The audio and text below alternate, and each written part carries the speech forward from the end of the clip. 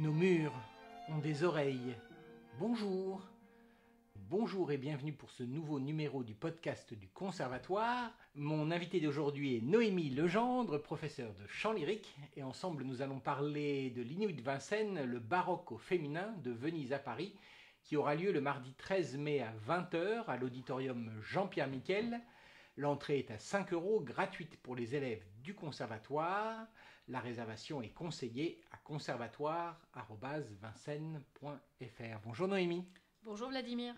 Alors, ce concert met en avant deux compositrices baroques, Barbara Strozzi et Elisabeth Jacquet de la Guerre. Quelle est l'idée directrice de ce concert ? C'est l'idée de faire entendre deux compositrices majeures du XVIIe siècle à deux générations différentes. D'abord Barbara Strozzi, qui a vécu à Venise, disons le première moitié, milieu du XVIIe siècle, et puis la génération d'après, Elisabeth Jacquet de la Guerre, qui a vécu toute sa vie à Paris et en région parisienne. Il y a plusieurs choses qui les relient. D'abord, c'est de manière tout à fait simple, leur destin de femme, en fait, la façon dont, en tant que femmes, elles ont pu exister à leur époque en tant que compositrices reconnues. Elles ont toutes les deux beaucoup publié de leur vivant, souvent même plus que d'autres compositeurs hommes de leur époque, qui sont très connus aujourd'hui. Les sources ne sont pas totalement d'accord entre elles. Il y a d'autres exemples avant. Barbara Strozzi, c'est pas la première femme italienne à publier de la musique, mais a publié autant sur une aussi longue période. Et on sait que son activité musicale a vraiment une répercussion dans la vie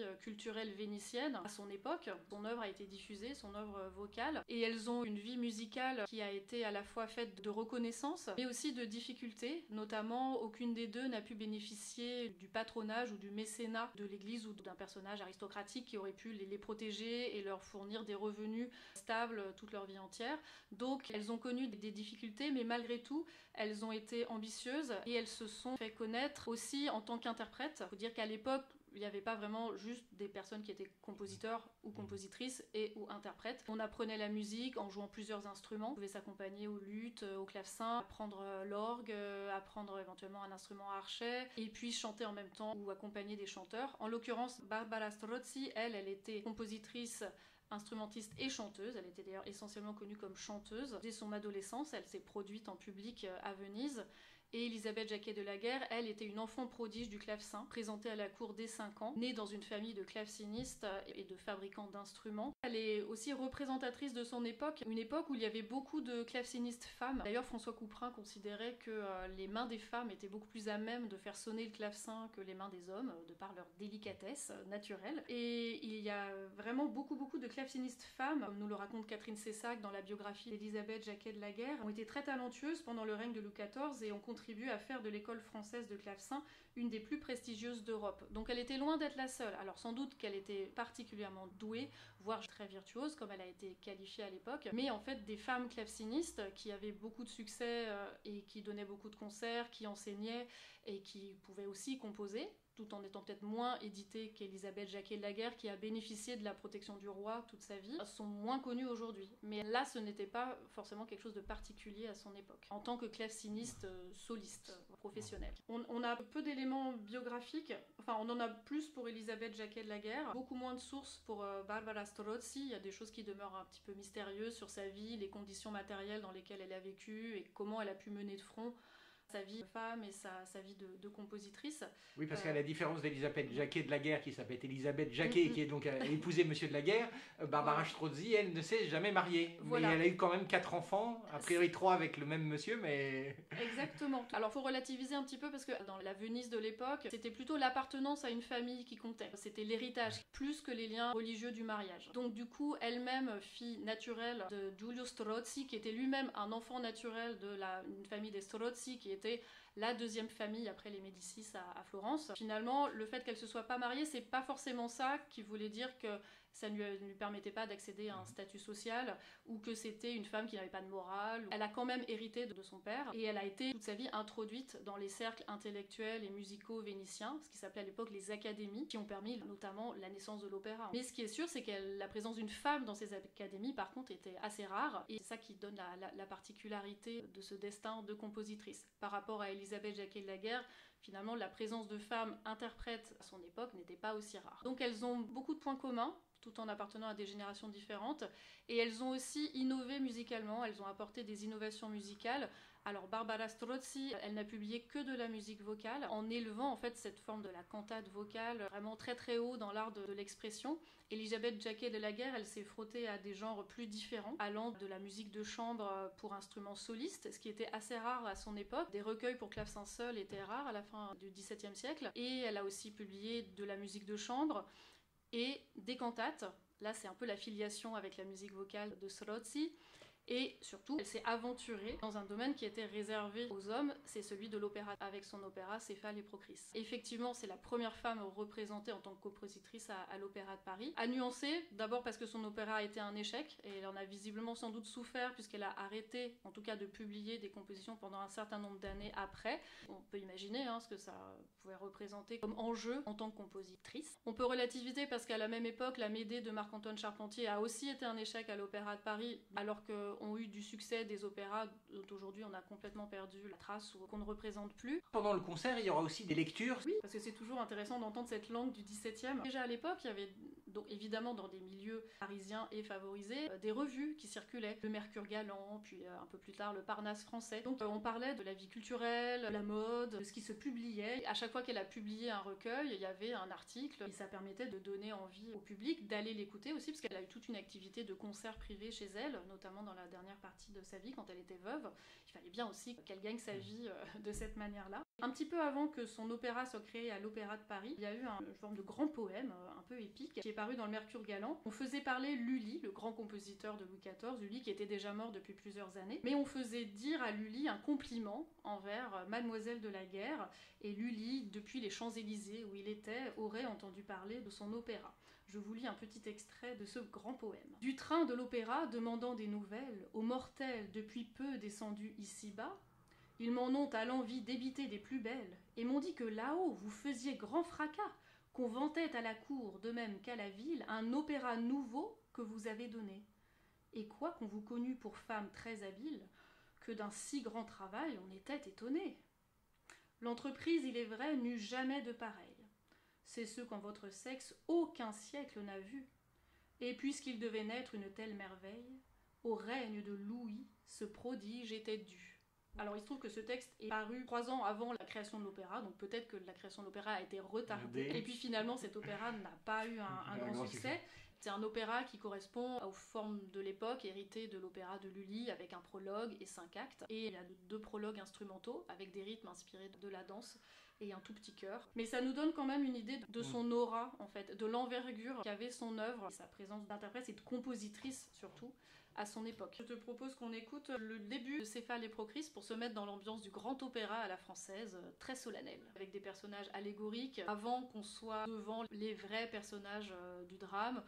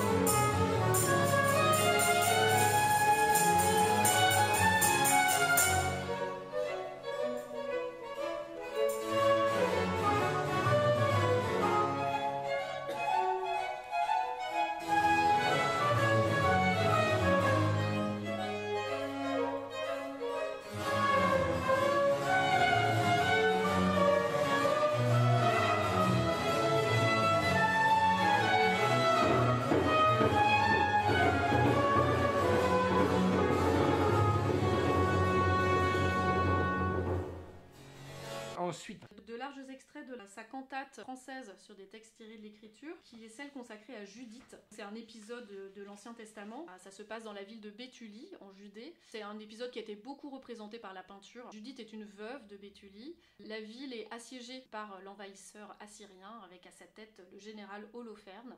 Et elle réussit, parce qu'elle est très très belle, à venir rejoindre Holoferne lors d'un dîner, se faire inviter jusque dans sa chambre. Holoferne est ivre et il va s'endormir. Et là, elle va le tuer. Elle lui coupe la tête. Judith est la 6e cantate du recueil de cantates françaises sur des sujets tirés de l'Écriture qui est paru en 1708. Et j'ai choisi de privilégier plutôt l'aspect dramatique. Souvent dans ces cantates, il y a une morale à la fin. Là, en l'occurrence, on va jusqu'au moment du meurtre d'Holoferne pour montrer un petit peu la façon dont Élisabeth Jacquet de la Guerre a vraiment créé ce genre de la cantate comme un mini-opéra. Et c'est très dramatique.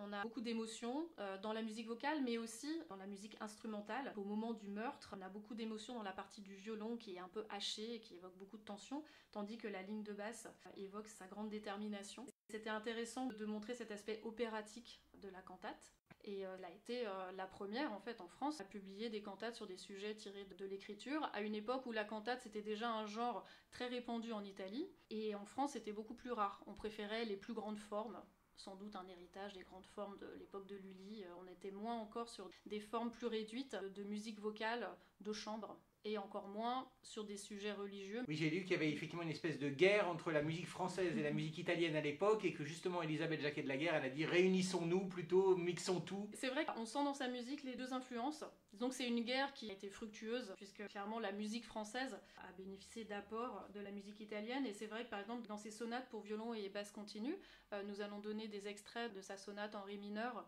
pour violon et basse continue. C'était parmi les toutes premières sonates françaises pour instruments solistes. Ce qu'elle a tiré de la musique italienne, c'était l'utilisation du violon comme instrument soliste, qui était beaucoup moins le cas en France qu'en Italie, très virtuose pour le violon. Et l'aria est vraiment une mélodie qui est très très belle, qui évoque un peu ces mélodies du sommeil qu'on retrouve à l'opéra. C'est aussi une forme tirée de l'opéra italien. Et elle est suivie d'un presto très très virtuose pour montrer cette écriture de musique de chambre, on dirait aujourd'hui, d'Élisabeth Jacquet de la Guerre. Donc ces sonates, elles ont un caractère français par les rythmes de danse et la liberté dans la forme qu'elles proposent, mais aussi très italien dans l'expressivité des mouvements lents notamment, la recherche harmonique et l'art de la modulation. Ce sont toutes ces caractéristiques que Catherine Cessac relève dans sa biographie, et ça lui permet de dire à quel point elle a été précurseur.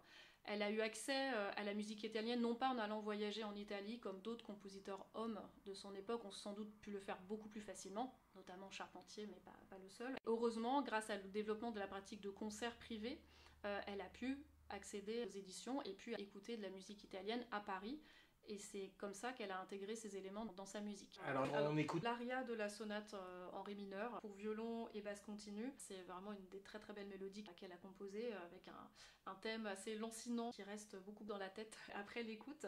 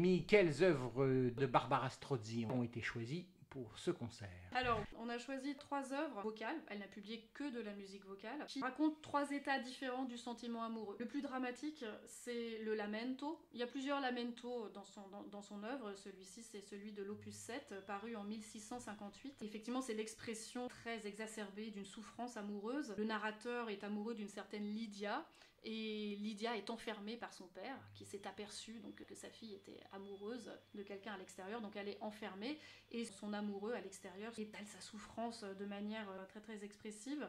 Oui, c'est l'expression d'un homme mais chanté par une femme. Voilà, c'est ça. Les œuvres sont pour une voix de soprano, mais comme 99% de la production poétique que nous chantons, généralement le poète est un poète et le narrateur est un homme. Même si en réalité on touche à quelque chose d'universel, oui. surtout dans le domaine de la mélodie. On n'est pas vraiment sur des questions de personnages. Ce sont aussi des clichés de la poésie. Il y a un peu toujours les mêmes prénoms qui reviennent. Lydia, voilà, c'est un prénom un peu générique pour une amoureuse. Donc on va dire que ça exprime quand même une souffrance universelle des hommes et des femmes. Sachant que celle-là est un petit peu paradoxale. Lagrime mie, a che vitra tenete? Mes larmes, pourquoi vous retenez-vous? C'est-à-dire que le lamento commence par une très longue vocalise initiale descendante. On a vraiment un figuralisme des larmes qui coulent. Mais en réalité, ce que dit le texte juste après, c'est « Mes larmes, pourquoi vous retenez-vous » En fait, je souffre énormément de ne pas pouvoir voir celle dont je suis aimée. J'appelle la mort, mais en même temps, les larmes ne veulent pas couler. Donc on est dans cette souffrance amoureuse un petit peu paradoxale. En contraste avec ça, on a Basta Così, avec une énergie un petit peu différente. Basta Così, comme le lamento, seront interprétés par ma collègue Julie Auro, accompagnée par Émilie Marmier, qui est archilutiste et qui est une intervenante extérieure pour ce concert. Et Basta Così, vo inteso, ça voudrait dire assez, ça suffit, je t'ai compris. En gros, c'est le refus de céder à l'amour et de perdre sa liberté en cédant aux sentiments amoureux. Et avec Julie, et toujours Émilie à l'archiluth, nous allons interpréter un duo, qui est cette fois-ci beaucoup plus joyeux, beaucoup plus positif. I baci, les baisers. Ô doux, ô séduisant, ô baiser désiré. Les lames s'unissent en se rencontrant sur les lèvres. Avec un baiser, les âmes se donnent de grands coups dans le cœur. Et ce qui est assez rigolo, c'est qu'à la fin, on a littéralement les paroles « Embrasse-moi et tais-toi ». Voilà, donc on est dans quelque chose de beaucoup plus léger. Lequel des trois on écoute? Peut-être le début du lamento, qui est si beau.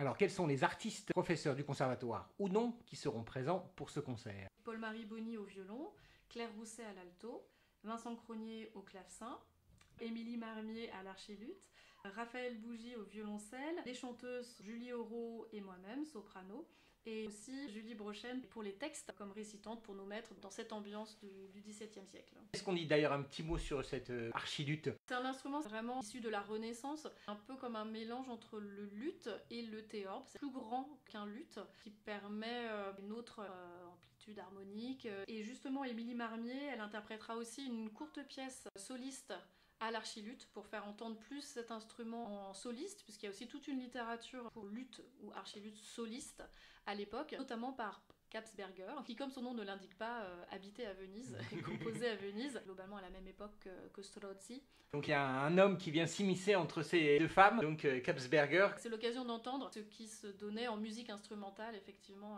à l'époque, une toccata. Et puis ça nous permet d'entendre l'archiluth seul, pour se rendre compte des possibilités musicales de cet instrument. La musique baroque, quelle est sa spécificité? Évidemment, le mot baroque, c'est une classification apparue postérieurement à l'époque dans laquelle les compositeurs et les compositrices de l'époque vivaient. Ce qui caractérise cette esthétique, d'abord c'est un rapport au texte. On revient à l'expression des affects, l'expression vraiment exacerbée, très très contrastée, en suivant vraiment le mot, en suivant le vers, en suivant le poème. La musique suit vraiment beaucoup le texte. Pour la France, ce qui est vraiment assez notable aussi, c'est l'inspiration des rythmes de danse, les passe-pieds, les rondeaux, les menuets, voilà. Et puis c'est aussi au niveau de l'effectif instrumental, c'est cette basse continue qui a perduré après, qui se base sur une basse d'archet et un instrument polyphonique et d'autres instruments qui peuvent venir enrichir le timbre comme soutien harmonique. C'est un inouï inédit, puisque je crois que c'est la première fois que nous avons un programme entièrement baroque. C'est l'occasion de faire entendre des collègues qui n'ont pas l'habitude de jouer pour les Inouïs. Paul-Marie Bonny, notamment, qui dirige ici l'atelier baroque. Et puis, c'est aussi l'occasion de chanter ces œuvres qui sont très très belles, très expressives, très bien écrites pour la voix. Oui, puisque c'est vraiment un programme assez inouï pour le coup. Inouï dans le cadre des Inouïs, mais inouï même en général. Même si aujourd'hui on entend plus quand même Strozzi et Jacquet de la Guerre, mais malgré tout, ça reste quand même moins entendu que leurs collègues masculins. Voilà, c'est sûr. Strozzi, c'est moins chanté que les madrigaux de Monteverdi ou d'autres un petit peu plus tardifs. Elisabeth Jacquet de la Guerre est loin d'être inconnue. Il y a quand même régulièrement beaucoup de concerts, mais c'est vrai que la pratique des concerts consacrés aux compositrices femmes se développe, mais je pense que c'est vraiment utile, il faut passer par là, s'obliger à aller chercher du répertoire, les partitions, des choses moins connues, puisqu'effectivement leur musique n'est pas forcément génialissime dans le sens où elle surpasserait celle des autres compositeurs de leur époque, pas forcément, mais en fait elle était largement au niveau, elle n'était absolument pas en dessous du niveau général des compositeurs de leur époque, elles avaient absolument toute leur place, donc il faut qu'aujourd'hui elles aient aussi toute leur place dans les programmes de concert. Voilà, on conseille aux élèves et aux visiteurs du conservatoire d'aller voir la grande affiche qui est côté élève de l'accueil, où il y a à égalité, ou presque, compositeurs et compositrices. Donc ça permet d'apprendre à connaître plein de nouvelles compositrices qu'on ne connaîtrait pas. Voilà. Et oui, parce que quand on cherche, on trouve, beaucoup même. Donc on se donne rendez-vous le mardi 13 mai à 20h pour cet inouï, le baroque au féminin de Venise à Paris. L'entrée est à 5 €, réservation à conservatoire@vincennes.fr. Je vous invite à écouter l'autre podcast du moment, puisqu'effectivement Julie Brochen présente le spectacle de la classe d'art dramatique, l'opéra de Katsu, un petit peu avant cet inouï, et puis juste après cet inouï, Julie Auro présente avec l'atelier lyrique, donc qui réunit des chanteurs de ta classe de chant lyrique, et puis des jeunes de l'ensemble vocal de jeunes, le Ferfugbar aux enfers de Germaine Tillion, où il y a aussi Julie Brochen en narratrice.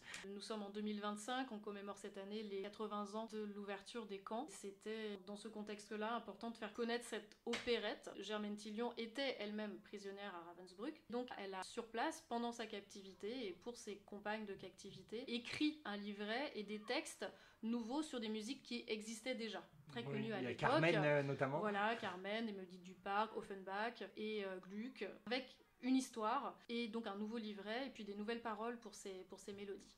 Merci beaucoup Noémie. Merci Vladimir. Merci. Au revoir.